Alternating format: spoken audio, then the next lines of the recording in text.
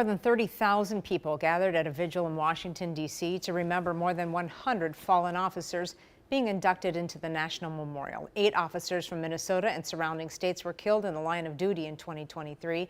It includes Pope County Deputy Josh Owen and Fargo officer and Minnesota native Jake Wallin. Our Morgan Wolf is in the nation's capital tonight, where that vigil just ended within the last hour, and it is a heavy night. Morgan?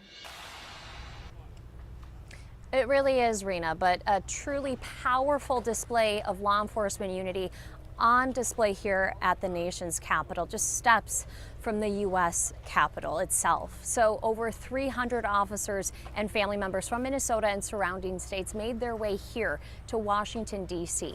Pope County Sheriff deputies tell me that this experience has been healing as they honor those who paid the ultimate sacrifice. From the state of Alabama. There's never enough that can be said for those who have paid the ultimate sacrifice. From the state of Minnesota, Joshua Anthony Owen. Silence is louder than words. Sad and heartbroken. Brian Peters of the Minnesota Police and Peace Officers Association reflecting on a deadly year for Minnesota and surrounding states. 8 officers were killed in the line of duty. How do you even take that step to console them? Law enforcement does a very good job of rallying around families. That's just what we do. That's how we honor the person that was killed. From the state of North Dakota, Jake Ryan Wallin. The vigil tonight, an example of that, and also a stark reminder of the dangers that officers face. In 2017, BCA data recorded 419 officers assaulted in the line of duty in Minnesota. By 2023, that number nearly tripled, almost 1,200 officers assaulted on the job.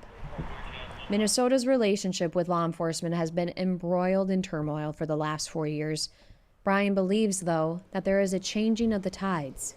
He hopes the public feels it too. The brave men and women in Minnesota put on that badge and uniform every day and do tremendous amount of good in the communities. Strengthening bonds beyond the badge. Willing to risk their lives for the safety of others.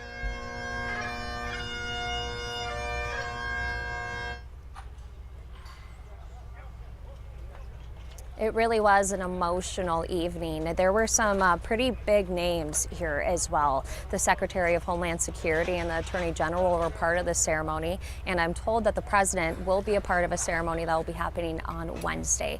National Police Week is happening all over the country, but there is a really big focus here in Washington, D.C. Our coverage will continue.